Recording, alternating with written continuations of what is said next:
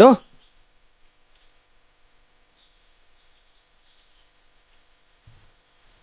എന്താണ് ഒറ്റയ്ക്കൊക്കെ ഇരിക്കണേ?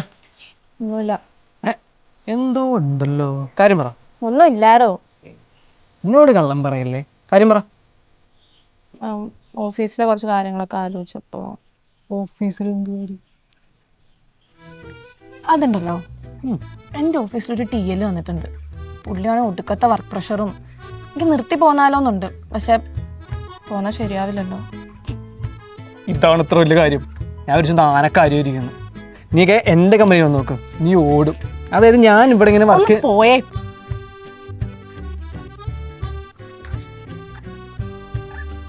എല്ലാവരോടൊന്നും പറയട്ടെ.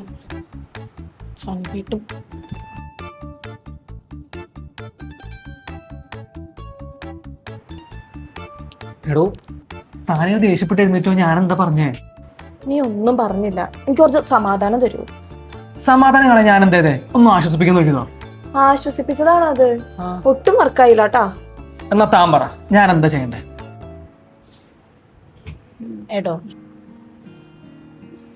ഇപ്പൊ ഞാൻ എൻ്റെ വിഷമങ്ങളൊക്കെ പറയുമ്പോ താൻ അത് കേൾക്കാണ്ട് തൻ്റെ വിഷമം പറഞ്ഞ് എൻ്റെ വിഷമത്തെ ചെറുതായി കാണാനല്ല വേണ്ടത്. തൻ്റെ വിഷമം തനിക്ക് വലുതായതുപോലെ എൻ്റെ വിഷമം എനിക്ക് വലുതാ. അപ്പോ താൻ അതൊക്കെ ഒന്ന് കേട്ടിരുന്ന് ഓക്കെ ആവും, ശരിയാവും എന്നൊക്കെ ഒന്ന് പറഞ്ഞാൽ മതി. ഞാൻ ഹാപ്പിയാ. മതിയല്ലേ? ഇത് സിമ്പിൾ അല്ലേ? ഈസി ആയിട്ട് ഇപ്പൊ ഞാൻ എന്താ